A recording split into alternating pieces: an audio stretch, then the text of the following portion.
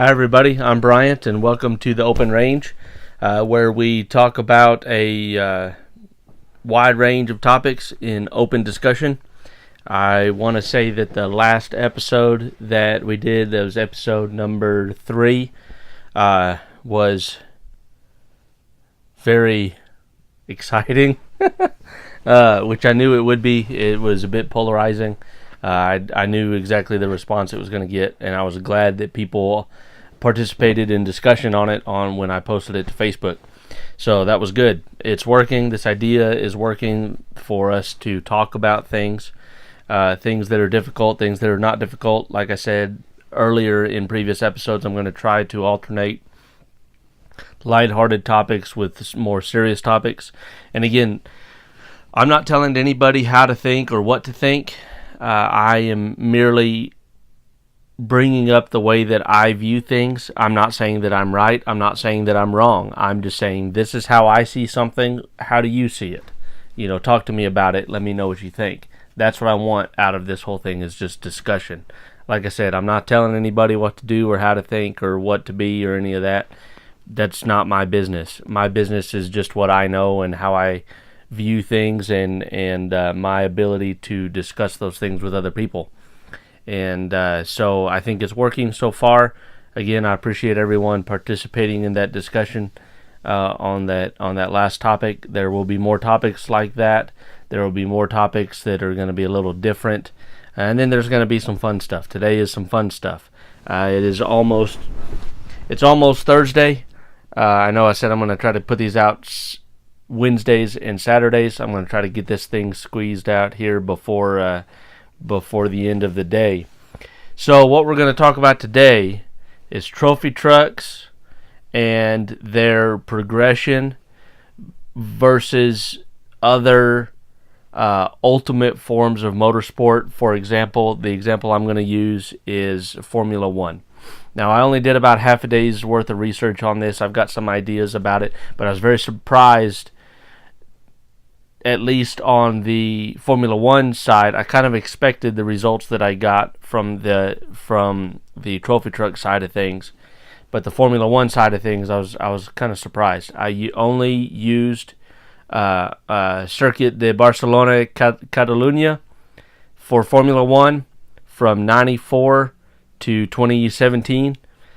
So it's the same track. There are a few minor variations in the years across that span of years, 24 years, something like that, in order to run these cars. So they've altered the track just a little bit. But what I was interested in finding out is, how does a Sledge Hammer compare to a Laser, a trophy truck versus a Formula 1 car? Not against each other. That's not a comparison. That's not a good comparison. But how does the pinnacle of that form of motorsport, on-road pavement racing, I think that Formula 1 is the absolute top of that on-road pavement racing with multiple turns, versus a trophy truck, which is the pinnacle of off-road racing. It does not get any more awesome than those two vehicles. That's why I chose those two to compare. So, going through a few things, like I said, I chose one course. I also only looked at the Baja 1000 results from 1994 until 2017. Of course, 2018 is going to be quite a bit different because we have more different types of trucks coming in, and I'll talk about those here in a minute. But I picked one race, one class, to kind of compare the two and see how the technology is progressing and see how the vehicles are progressing across time. I started in 1994. If you don't follow trophy trucks, which most of you probably do, but 1994 was the first year for trophy trucks in score, and so that was why I started there. So let's talk about the two different types of vehicles a little bit. In 94, in Formula 1, now this is just crude research. I'm not a huge Formula 1 follower, so I just kind of threw some stuff together with Google throughout the day today. It's about half a day's worth of research, so I don't have all the details, but I think I have enough to have this discussion. And that's the point, for you to discuss with me what you know about these two types of things and what I found. So, looking at the specs from 94 to 2017, 2018. In 94, in Formula One, cars were powered mostly by V10s. They were about a 3.5 liter naturally aspirated engine. They were 6-speed semi-automatics. They were carbon fiber. They're about 115 inch wheelbase, and they weighed about 1,100 pounds, 1,135, right around that year is what I was finding for weights. I didn't get a whole lot of information on horsepower and 0 to 60 and top speeds and things like that I was hoping to find. I was having some trouble finding some of that information. But what I figured is about 192, just below 200 miles an hour in 1994 on Formula One cars. Now the new Formula One cars, these are, wow, crazy. So they are powered by a 1.6 liter turbo V6 that also has electric addition to it. They are also carbon fiber. They're about 150.5 inch wheelbase. They weigh about 1,600 pounds, and their top speed is about 224 miles an hour. That's incredible. They also cost about $15 million to build, the current Formula One cars. I couldn't find good pricing information on the cars from 94, but I would say that they're probably in the mil to maybe 3 mil range or so, if I had to guess. That's just a guess. So over 24 years, I think it's 24 years. Yeah, sure. Over 24 years or so, the cars have gained about 500 pounds. They've lengthened about 35 inches. Their displacement has dropped almost in half, a little more than half. Their cylinders have dropped by 4, and they're running 8-speed automatics instead of 6-speed semi-automatics. But the cost has just skyrocketed. So, looking at that, let's look at trophy trucks a little bit. Again, some of this information was kind of difficult to track down in the half a day's research that I did. If I spent about a week on it, I could probably find everything I wanted to know. But in 94, trophy trucks are new. This is all new. So there aren't very many trophy trucks that are the same. Like you have nowadays, you have trophy truck manufacturers, and a lot of those trucks are very similar in their build amongst one manufacturer. And there are a few manufacturers that build trophy trucks right now. So that's something that's different. This was all new, so everybody was experimenting. Some of these specs I got right around Ivan Stewart's truck, the Toyota, so it's not quite the same as the solid axle trucks, but it's still a trophy truck. Their top speed is about 135, 140 miles an hour. There is a video where Jackie Stewart drives Formula One. Went out to visit Walker Evans in the desert, and Walker was taking him around in one of the Ram Chargers and showing him driving in the dirt and driving in the desert and what to expect and things like that. And this is kind of what sparked my idea of researching this. Was Walker said in this video in the 90s that his desert trucks will do about 140 miles an hour. That's not much different than what we see today. In this case, 23 years in the vehicles that I'm comparing. 23 years later, and that's still about the same. So what have we gained? What's different? What kind of things can we compare here to see what this amount of time has done for these vehicles?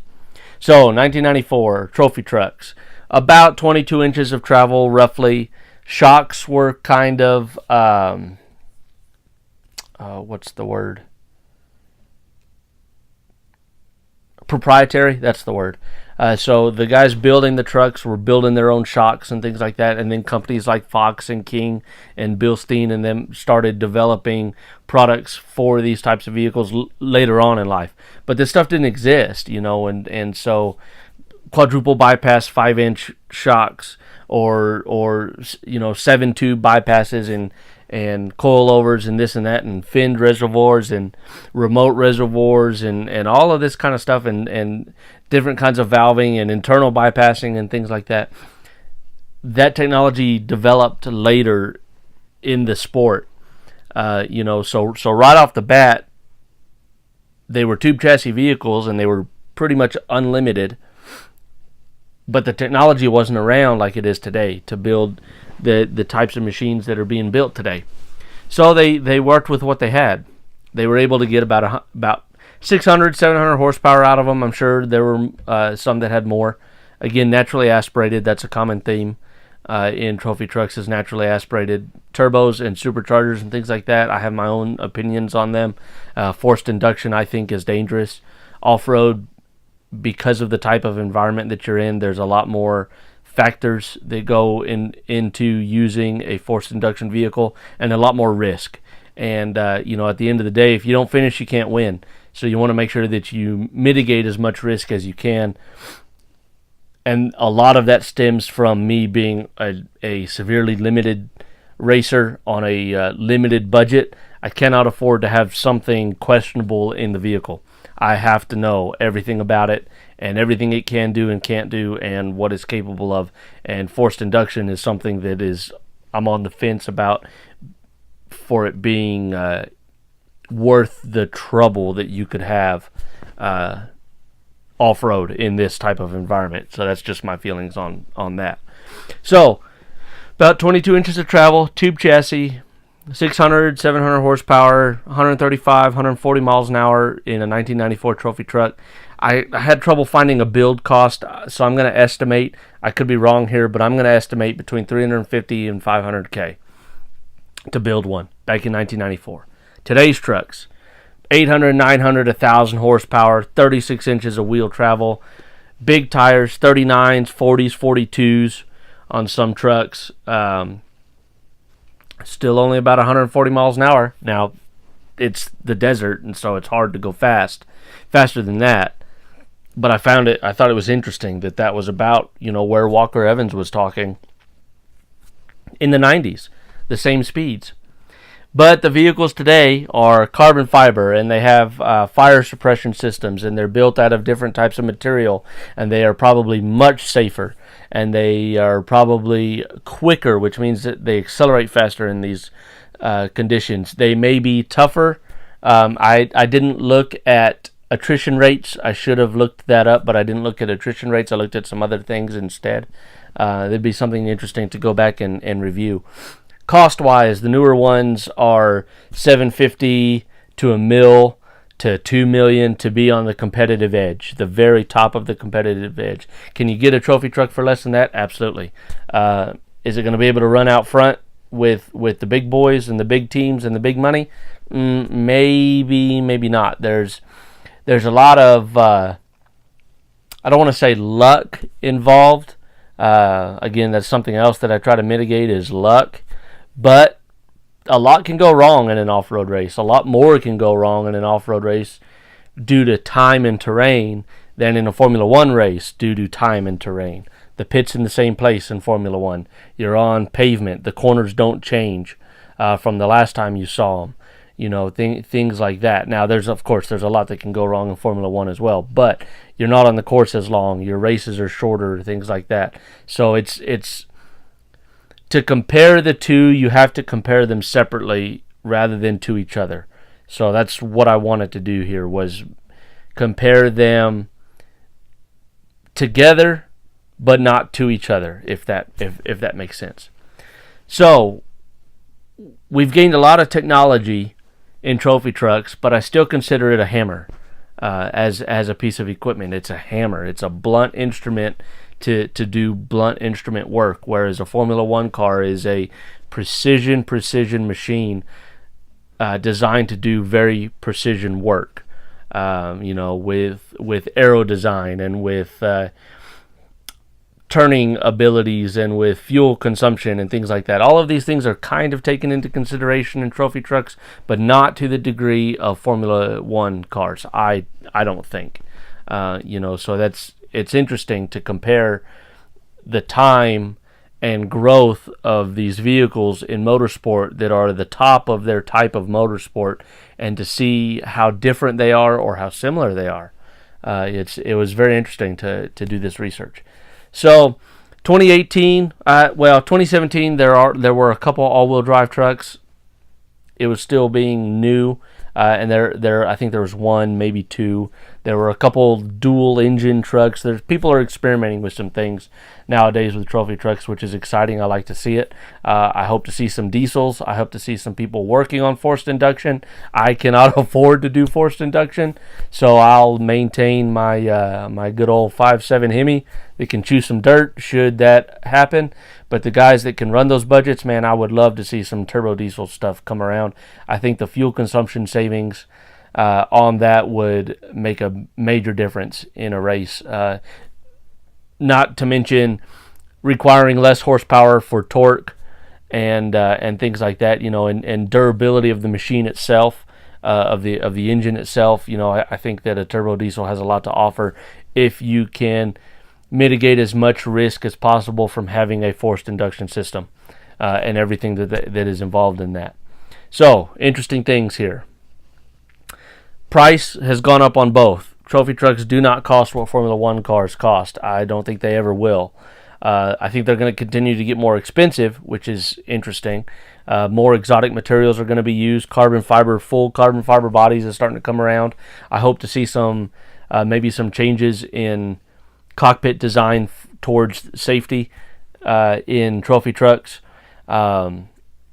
I saw a picture that was a lot of different trophy truck designs stacked on top of each other, and it was interesting to see how similar they were, and then what was different amongst the different manufacturers. That was pretty neat. But I'm surprised at the results of what I calculated here. So let's go ahead and get into that. We'll go back to Formula One.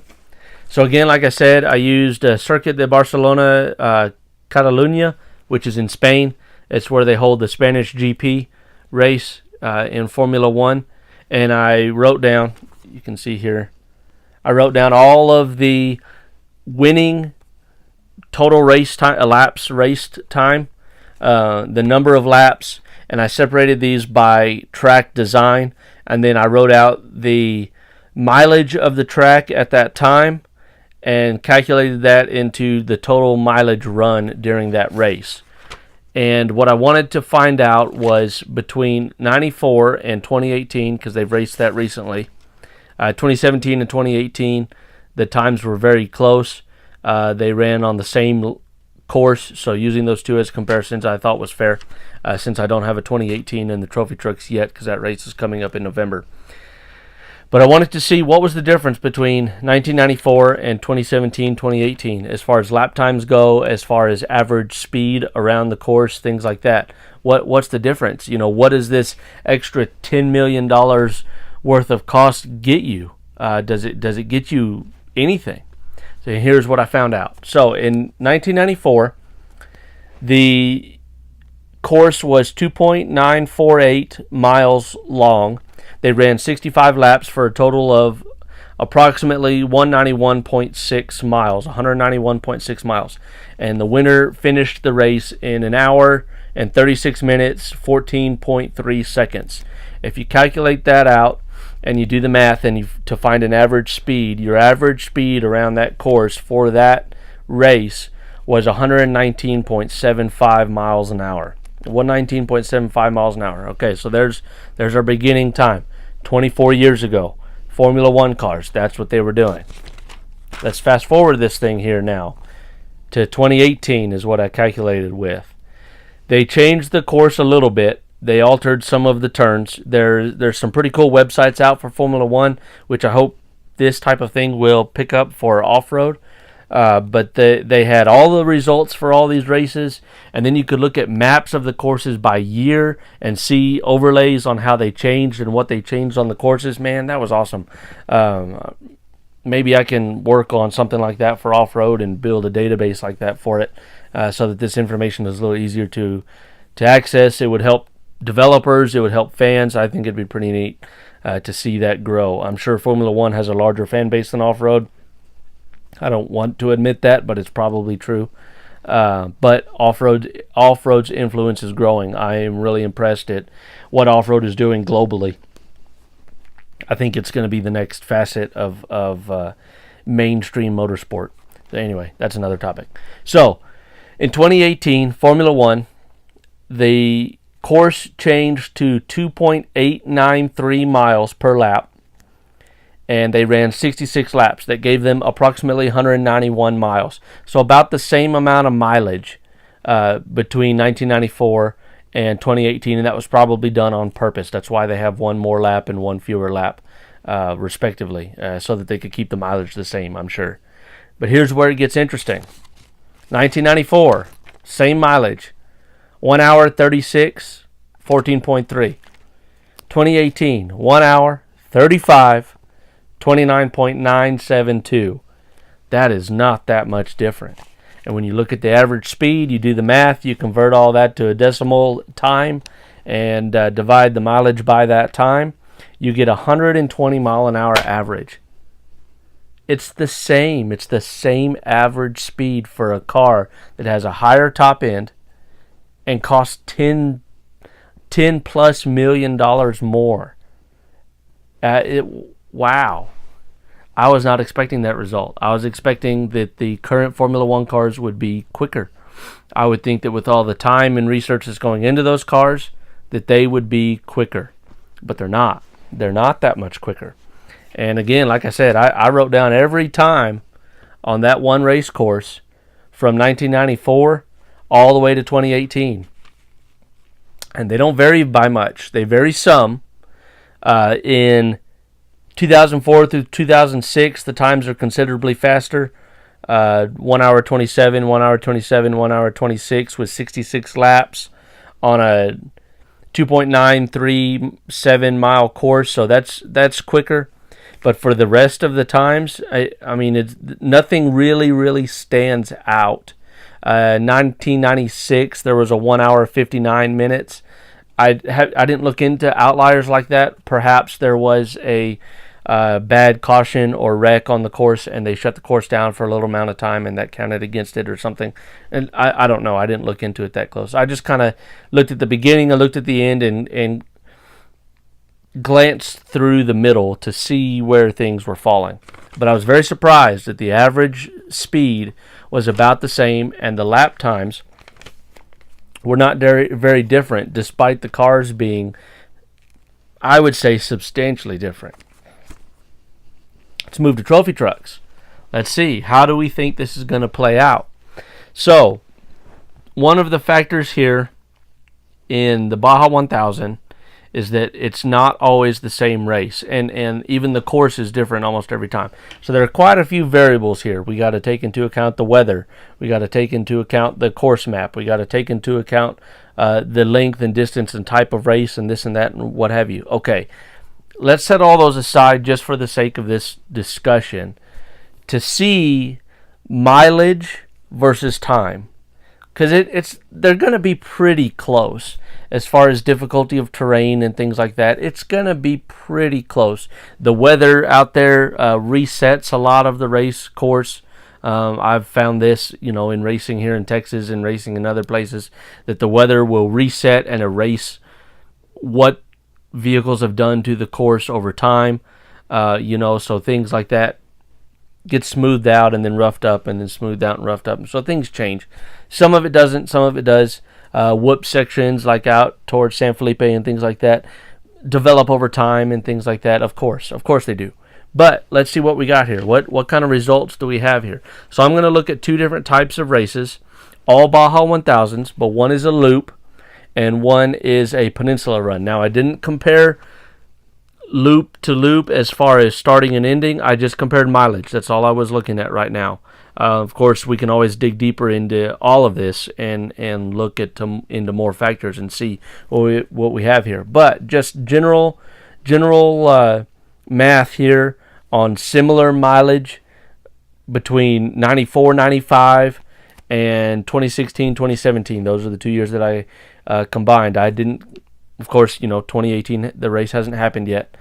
So let's see what we got here. So in 1994, it was a loop race. It was 633 miles. The time to complete was in a trophy truck. I didn't look at motorcycles, only trophy trucks. 10 hours, 28 minutes, and 54 seconds. That gives you roughly an average speed of 60 hours. 60 miles an hour to do that average speed. Comparing to another 600-mile race, the only others, the latest 600-ish mile race was in 2008. Was a 12-hour time. I didn't run the math on that. I can run that a little, just roughly in my head. It's going to be a bit slower, quite a bit slower. And it was 631 miles. But that's 10 years ago. So let's see what another 10 years gets us as far as average speed. The distance has changed. The loop race in 2016 was 854 miles. So times, we're going to have to extrapolate some data to look at that. That race took 17 hours, 12 minutes, and 58 seconds for an average speed of 50 miles an hour. Okay, that's pretty interesting. That the loops, which may be more difficult than the peninsula runs, I've heard some people say that. I haven't done either one. For score, I've done a peninsula run 3 times with Nora on different occasions, but that's a completely different race. You can't compare that. It's not the same at all. Format, length, things like that, vehicles that are usually run, it's not the same. So we won't worry about that. So let's go to a peninsula run. In 1995, the peninsula run was 1,140 miles, 1,140 miles. And it took the winner overall in a trophy truck, 20 hours, 14 minutes, and 12 seconds, which gives you roughly an average speed of 56 miles an hour. Okay, so on our loop, we had a 10 mile an hour difference, but we also had a longer race. That can fatigue the vehicle more by 230 miles roughly. Pretty big. That's a lot of miles to put on an off-road car, so things can degrade rather quickly in that amount of time. So in 2017, it was a peninsula run again. Good, so we can compare that. It was 1,134.4 miles. Very, very close. 5.6 miles difference. So 1,134 miles in 2017. The elapsed time, ready? Are you ready? The elapsed time, 19 hours, 53 minutes, and 36 seconds.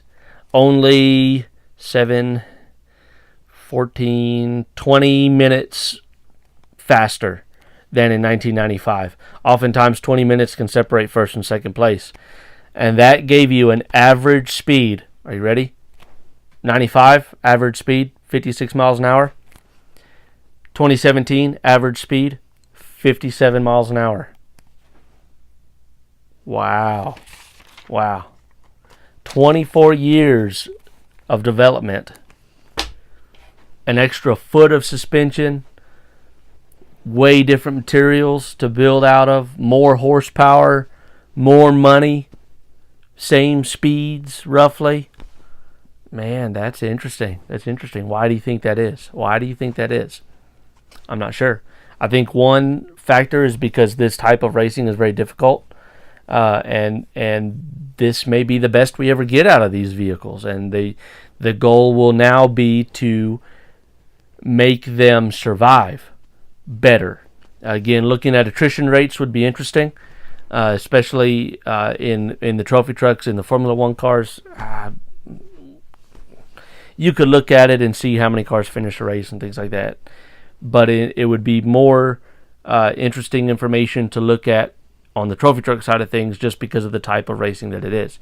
But I found it was very interesting that over the last 24 years, in both forms of motorsports, the changes that have been presented through the vehicles and through research and development and technology and everything that has changed, and price and all this extra stuff, has not netted vast differences between them. In fact, sometimes the older stuff was faster.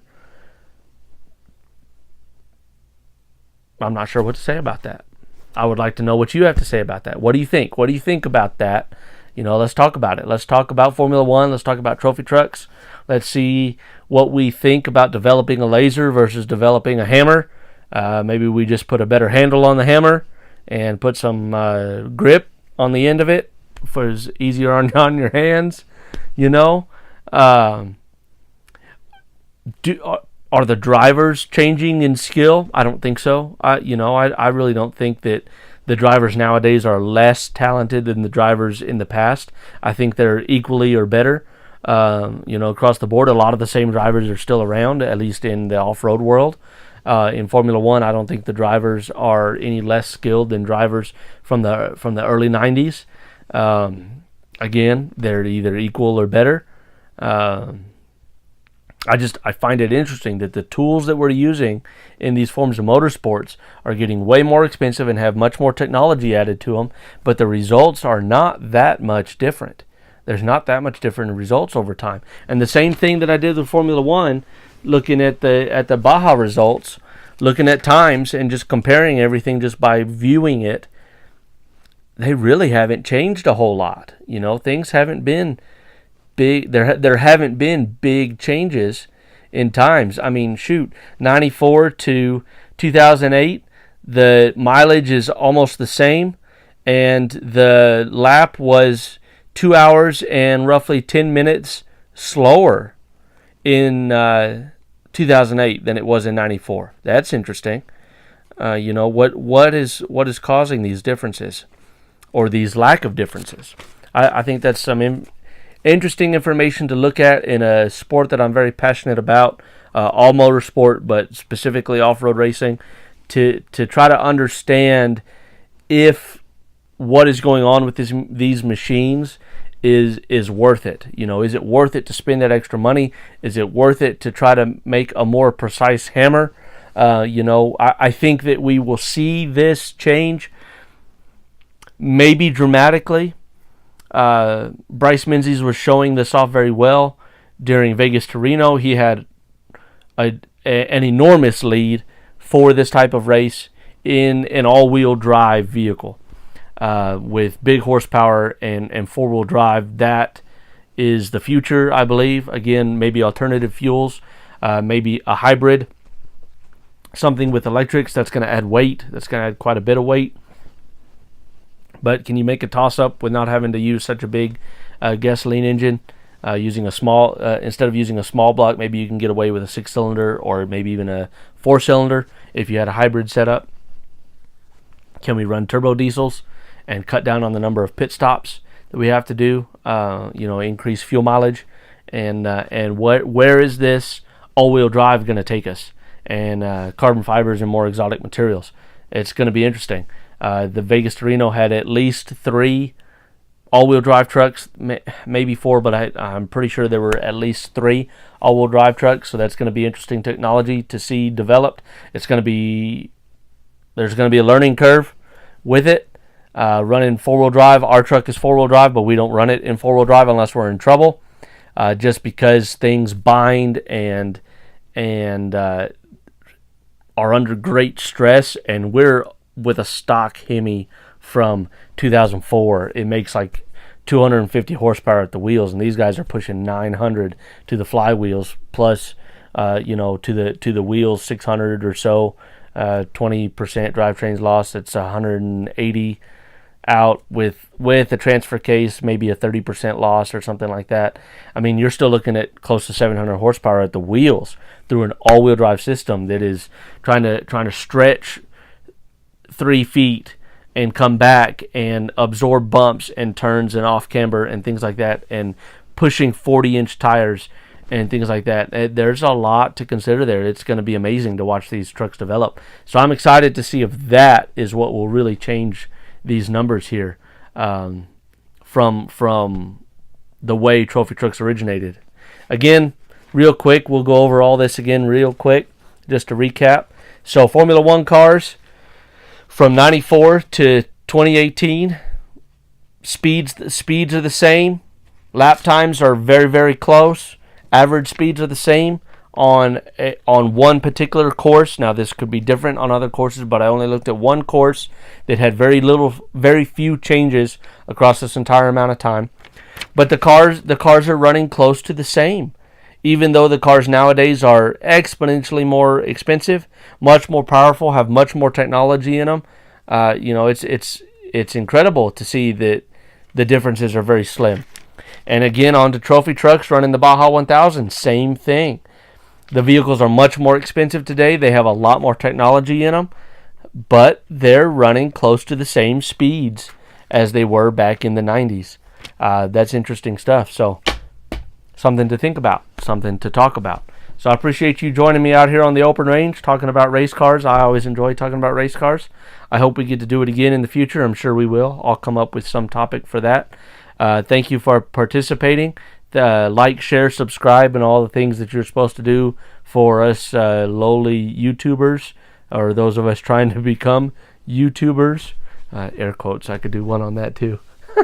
But anyway, I appreciate everyone's input. I appreciate having these discussions with everybody, and you taking the time to give me your feedback and input. Come out and meet me on the open range. Let's talk.